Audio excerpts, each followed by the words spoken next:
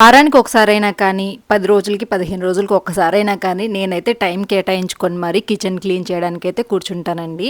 డీప్‌గా అయితే క్లీన్ చేసుకుంటాను అనమాట. అంటే డీప్‌గా అంటే డబ్బాలు అవన్నీ తీయడం కాదు. పైన కూడా చాలా వరకు డస్ట్ పడిపోతూ ఉంటుంది కదండీ! సో, దానివల్ల మంచిగా ఒక లిక్విడ్ ఏసేసి నీట్‌గా గోడలు, గ్యాస్ మొత్తం కూడా తుడిచేసుకుంటాననమాట.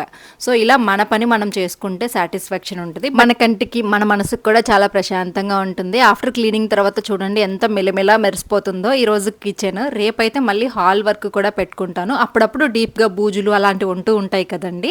సో, అలాంటప్పుడు మనం కూడా చేసుకుంటూ ఉంటేనే మనం మేనేజ్ చేసుకోగలం ఇంటిని ఎప్పటిలాగా శుభ్రంగా. అయినా కానీ నేను మీకు ఇంతకు ముందే చెప్పాను కదా! నా ఇంటి నేను ఎంత మెయింటైన్ చేసినా నేను చేసే వర్క్స్ వల్ల ఒక 2-3 అవర్స్‌కి మళ్ళీ గందరగోళం అయిపోతా ఉంటుంది. ఇంక నేను దానికి ఏం చేయలేను.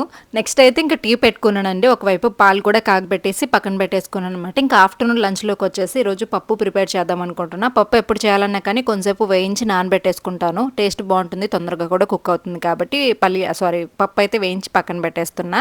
ఇదండి నా మార్నింగ్ అయితే అండ్ బ్రేక్‌ఫాస్ట్ అన్నీ కంప్లీట్ అయిపోయాయి. రోజు ఒకలాగా కాకుండా డిఫరెంట్‌గా షూట్ చేసి షార్ట్స్ అప్లోడ్ చేస్తూ ఉన్నా. లైక్ చేసి సపోర్ట్ చేయొచ్చు కదబ్బా!